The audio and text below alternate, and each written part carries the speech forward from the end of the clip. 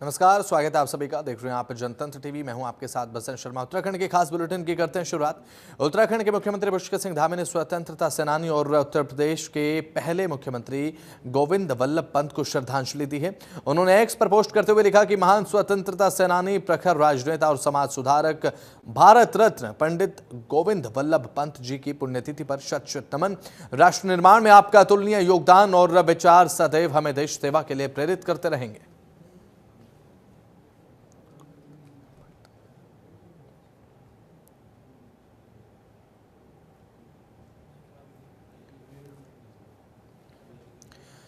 प्रदेश में कैबिनेट के विस्तार को लेकर एक बार फिर से चर्चा चल रही है। भाजपा प्रदेश प्रवक्ता हनी पाठक का यह कहना है कि मुख्यमंत्री पुष्कर सिंह धामी दिल्ली प्रवास पर हैं।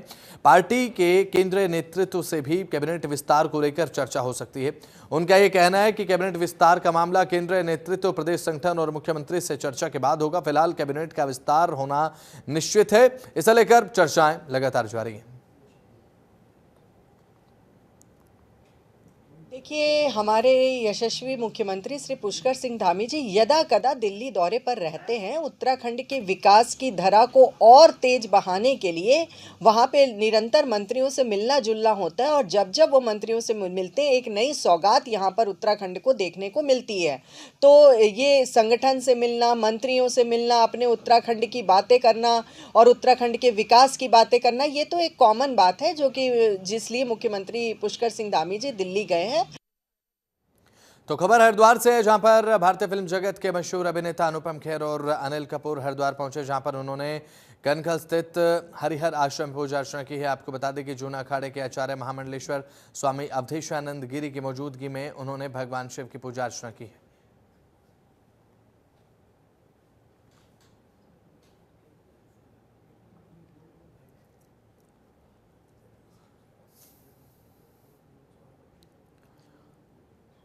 रुड़की के नेहरू स्टेडियम में चल रहे विकसित भारत विकसित उत्तराखंड प्रदर्शनी में मंत्री सुबोध उनियाल और मंत्री सौरभ बहुगुणा ने शिरकत की। उन्होंने प्रदर्शनी के विभिन्न स्टॉल्स पर पहुंचकर जानकारी ली है। प्रदर्शनी में कृषि, कुट उद्योग और साथ ही यहां पर बात अगर की जाए लघु उद्योग समेत अनेक प्रकार के स्टॉल लगाए गए हैं। प्रदर्शनी लगाने का उद्देश्य लघु उद्योगों को बढ़ावा देना है, जिससे लोगों को रोजगार भी मिल सके।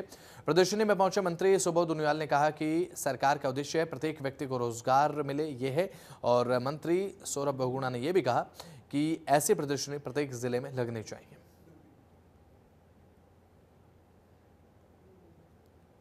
देखिए, सबसे पहले तो मैं हमारे माननीय राज्यसभा सांसद नरेश बंसल जी का, उनकी समस्त टीम का बहुत बहुत धन्यवाद करता हूं। ये दूसरी बार मुझको मौका मिला है इनकी एग्जीबिशन और इनके मेले में आने का। पिछले साल देहरादून में ये लगा था। अच्छी चीज़ है क्योंकि पूरे प्रदेश में भाई साहब के माध्यम से जो भी हमारी सरकारों की योजनाएं चल रही हैं, चाहे वो केंद्र सरकार की हो चाहे वो प्रदेश सरकार की हो, एक लोगों को मंच मिलता है अपनी प्रदर्शनी दिखाने का, अपना टैलेंट दिखाने का। तो मैं भाई साहब को बहुत बहुत बधाई दूंगा और उम्मीद ये करूंगा भाई साहब से कि उत्तराखंड के 13 जिलों में जो मुख्यालय हैं वहाँ पर ऐसी प्रदर्शनी लगे, ताकि हर व्यक्ति को उत्तराखंड सरकार और राज्य सरकार और केंद्र सरकार के माध्यम से क्या काम जनता के हित में हो रहे हैं उसकी जानकारी भी मिले।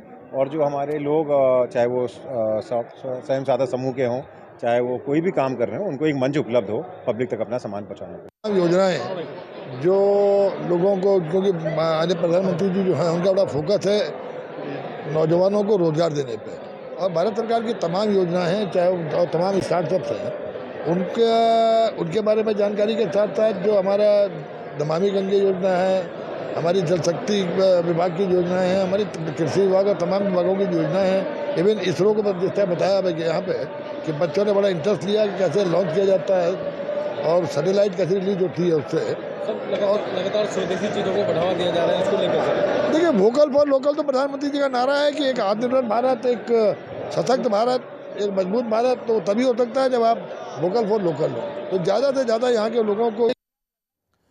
तो खबर रुड़की से है, जहां पर हरिद्वार के सांसद त्रिवेंद्र सिंह रावत ने जन औषधि दिवस पर आयोजित कार्यक्रम में हिस्सा लिया है। इस दौरान उन्होंने ये कहा कि 7 मार्च 2019 को देश के प्रधानमंत्री नरेंद्र मोदी ने जनता को फायदा पहुंचाने के लिए जन औषधि केंद्रों का लोकार्पण किया था और पिछले महीने तक 10,000 जन औषधि केंद्र खोले जा चुके हैं। अगले साल तक 15,000 और जन औषधि केंद्र खोले जाएंगे। उन्होंने कहा कि इन जन औषधि केंद्र के खुलने के चलते लोगों को 20,000 करोड़ रुपए का फायदा हुआ है, यानी लोगों का 20,000 करोड़ रुपए बचा है।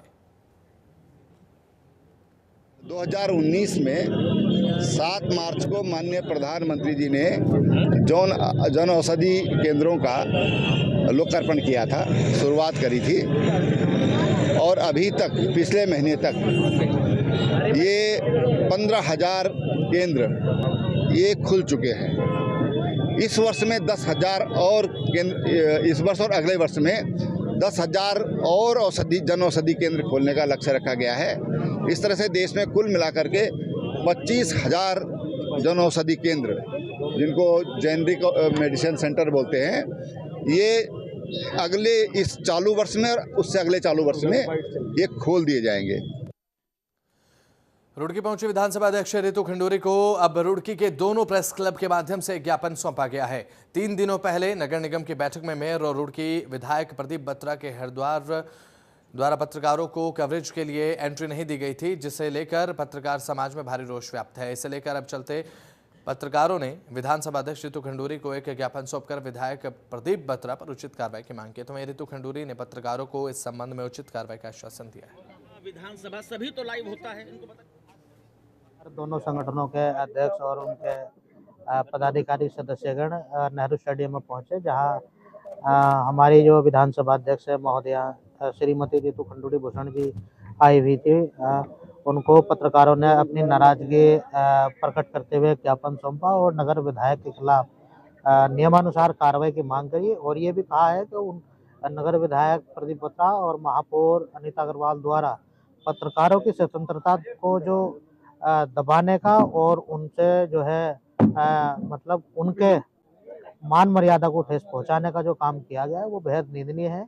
उन्होंने कहा है, मैं आश्वस्त किया है, वह मामले की जांच कराकर उन पर नियमानुसार कार्रवाई करेंगे।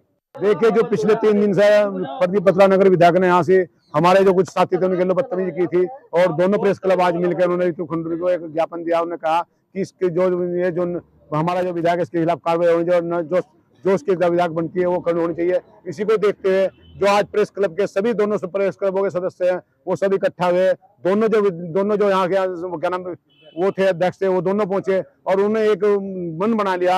इतना तक प्रदीप बत्रा अपनी गलती स्वीकार नहीं करता, इसी प्रकार से जो हमारे प्रेस के जो साथी है वो जो कोई भी कवरेज नहीं करेंगे प्रदीप बत्रा और क्या नाम मेयर की, और बाकी जो लोग करेंगे वो काली पट्टी बांध के करेंगे, वरना कोई किसी का वो नहीं करेगा। सब लोग एक साथ है।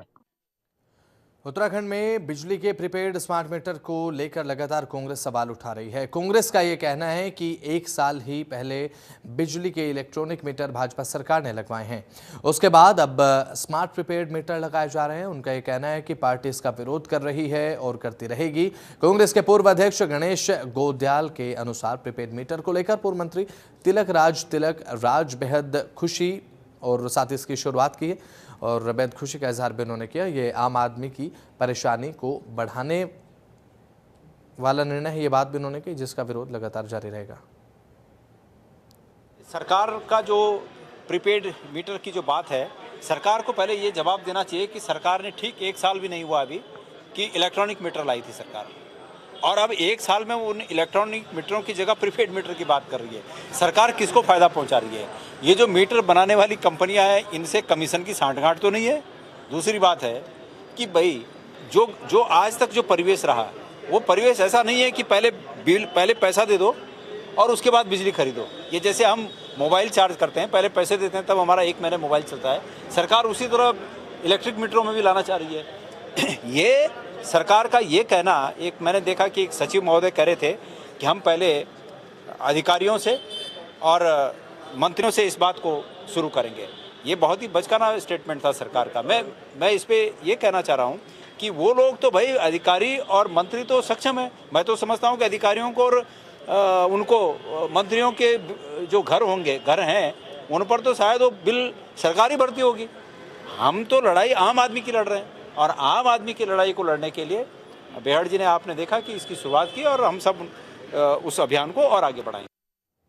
कांग्रेस के वरिष्ठ नेता और पूर्व सांसद प्रदीप टमटा अल्मोड़ा पहुंचे। इस दौरान उन्होंने प्रधानमंत्री नरेंद्र मोदी के उत्तराखंड के उत्तरकाशी प्रवास को निराशाजनक बताया है। उन्होंने ये कहा है कि प्रधानमंत्री नरेंद्र मोदी उत्तराखंड के एक भाग को घाम तापो पर्यटन कहते हैं और दूसरे भाग की उपेक्षा कर रहे हैं, जबकि यहाँ पर पुण्यगिरी के साथ यहाँ भी बड़े धाम हैं, उनको भी विकसित करना चाहिए। इस दौरान उन्होंने केंद्र सरकार की तरफ से केदारनाथ में दिए गए रोपवे का स्वागत किया।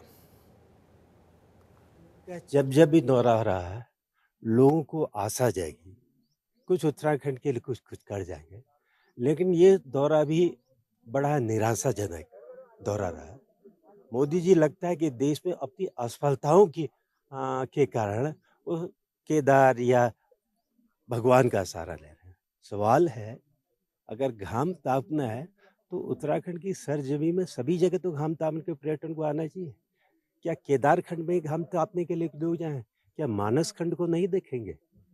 लाखों प्रिय तीर्थयात्री हर वर्ष माँ पूर्णागिरि के दर्शन करने के लिए आते हैं।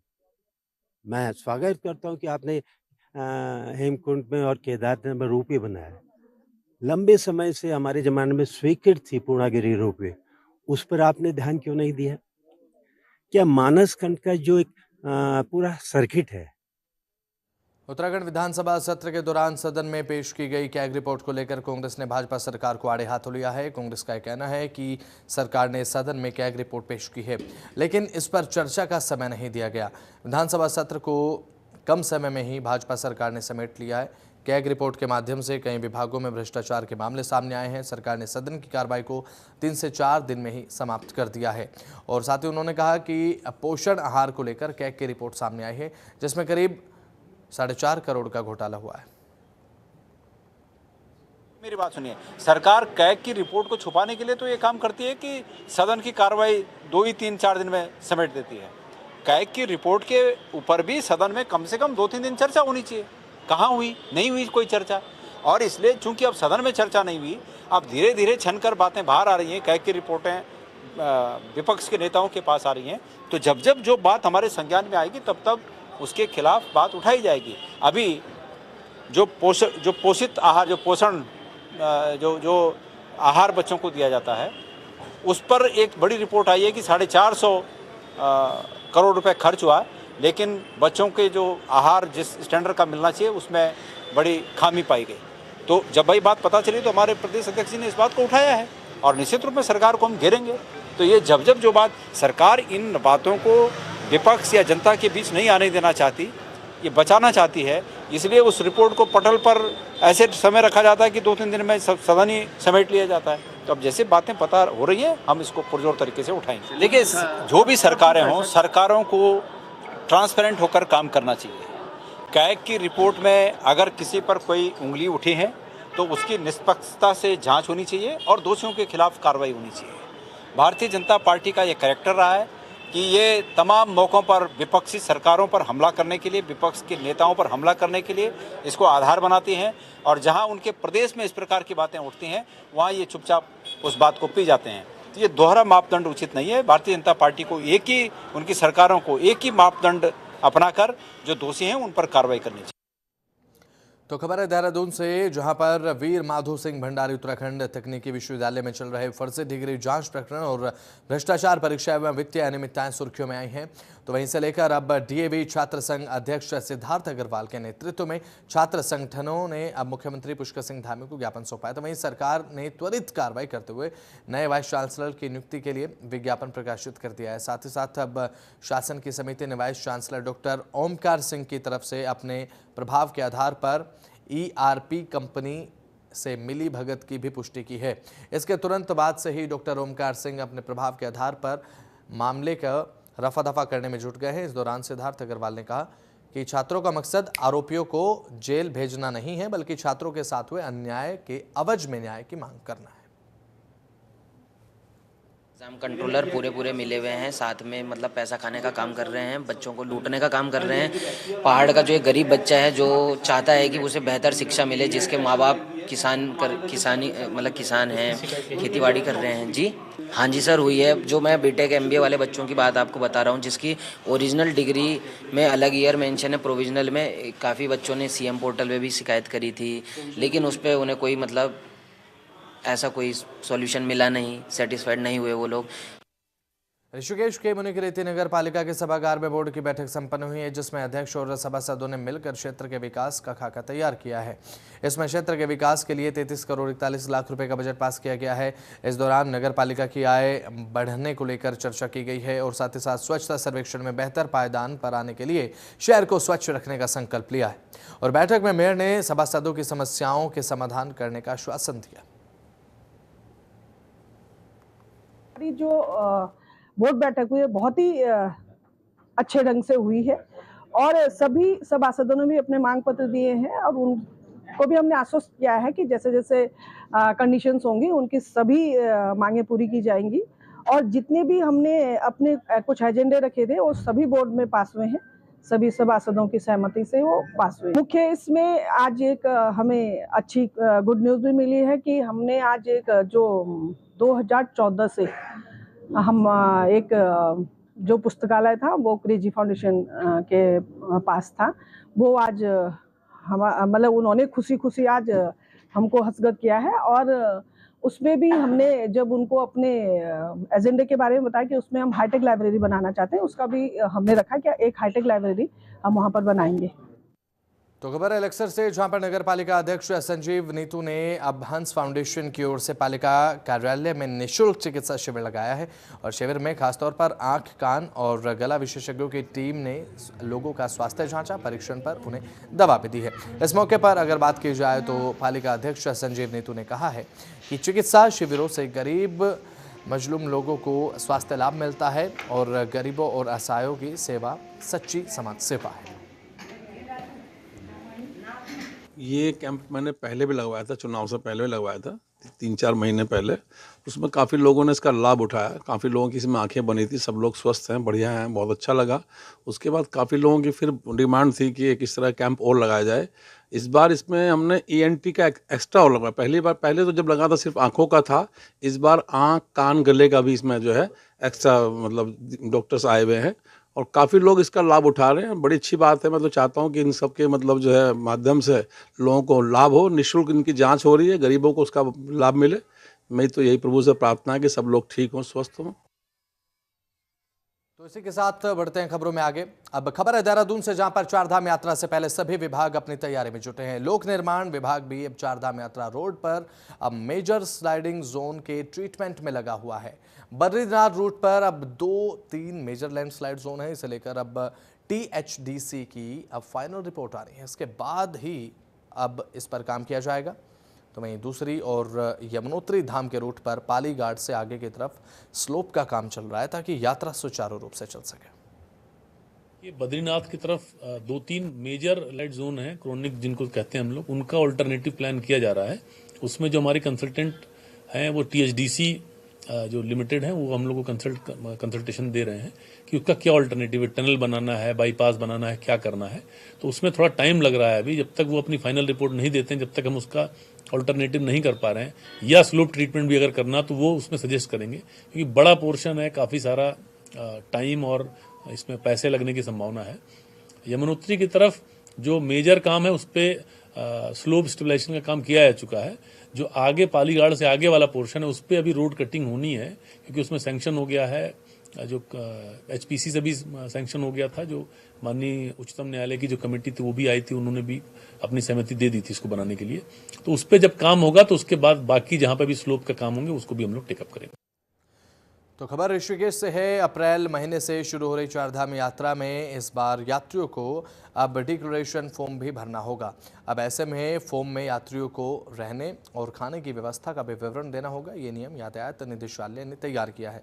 इस नियम से चारधाम यात्रा संचालित करने वाले परिवहन व्यवसायी नाराज हैं, तो वहीं परिवहन व्यवसायियों ने इस नियम को हटाने की मांग की है। इसके बावजूद इस नियम को लागू करने पर परिवहन व्यवसायियों ने आंदोलन करने की चेतावनी दी है।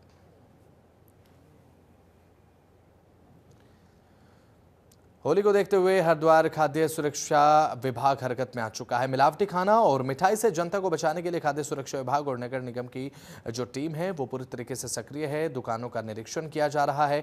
अब बस स्टैंड से शुरू हुआ औचक निरीक्षण हरिद्वार मेन बाजार तक पहुंचा। इसमें दर्जनों दुकानों के खाद्य पदार्थ और साफ सफाई, तो वहीं गंदगी मिलने पर कई दुकानों का चालान भी काटा गया है। जिला खाद्य सुरक्षा अधिकारी का यह कहना है कि खाद्य पदार्थ में मिलावट का शक होने पर सैंपल जाँच के लिए भेजे जाएंगे। दरअसल आजकल होली के त्यौहार को विशेष दृष्टिगत रखते हुए हमारा खाद्य सुरक्षा आयुक्त महोदय और जिलाधिकारी महोदय के निर्देश अनुसार आज हम संयुक्त टीम के साथ अभियान चला रहे हैं इंस्पेक्शन का, जिसमें नगर पालिका की टीम भी हमारे साथ है। तो हम लोग आज विशेषकर देख रहे हैं जो भी हमारे यहाँ मिठाई की दुकानें हैं, रेस्टोरेंट है और ढाबे हैं और डेयरियाँ हैं, उस पर हम ये देख रहे हैं कि कहीं कोई ऐसी चीज़ तो नहीं जिस पर कोई मिलावट की आशंका हो। अगर कोई मिलावट की आशंका होती तो उसके हिसाब से हम उस पर सैंपल करेंगे और सैनिटेशन हाइजीनिक कंडीशन में हमारी टीम काम करे। जिसका लाइसेंस नहीं है उसके विदाउट लाइसेंस चालान की कार्रवाई कर रहे हैं। और साथ ही हमारी फूड सेफ्टी ऑन व्हील जिसमें चेकिंग मौके पर हम चेक करते हैं, प्राथमिक जांच जिसे कहते हैं, उसके लिए हमारी FSW पहुंच रही है। तो खबर है चमोली से, जहां पर बद्रीनाथ नेशनल हाईवे चटवा पीपल कर्णप्रयाग और गोचर के बीच में भारी मलबा आने के चलते बंद हो गया। सुबह तकरीबन 6 बजे बद्रीनाथ राष्ट्रीय राजमार्ग कर्णप्रयाग और गोचर के बीच में बंद हो गया। इसके चलते अब रोड के दोनों तरफ वाहनों की लंबी लंबी कतारें दिखाई दी। राष्ट्रीय राजमार्ग बाधित होने के चलते अब तीर्थयात्रियों से लेकर स्थानीय लोगों को परेशानियों का सामना लगातार करना पड़ रहा है। आपको भी हम बता दें कि रोड खाली करने के लिए संबंधित विभागों की मशीनें घटनास्थल से मलबा हटाने के लिए लगा दी गई हैं।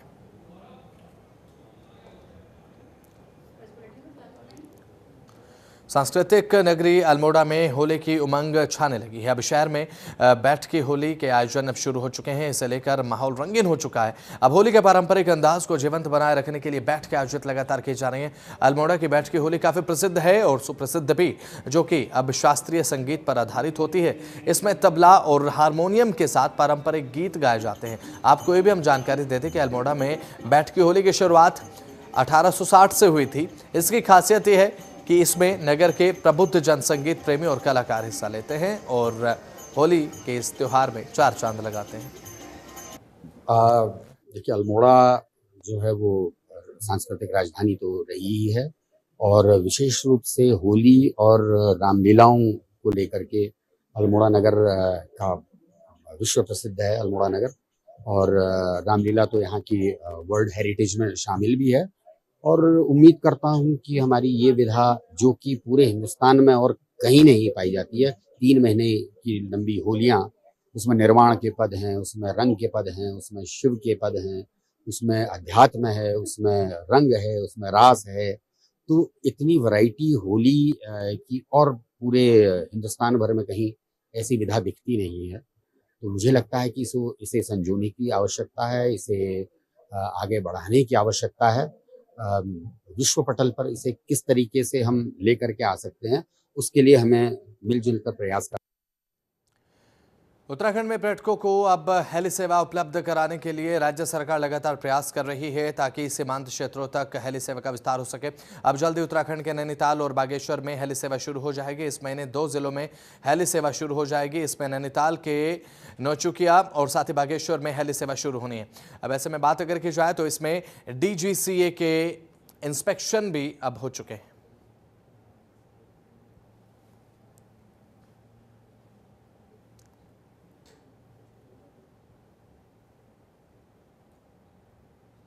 अभी हम लोगों के द्वारा जो नेक्स्ट प्लान है वो नौकुचिया ताल नैनीताल में और बागेश्वर है।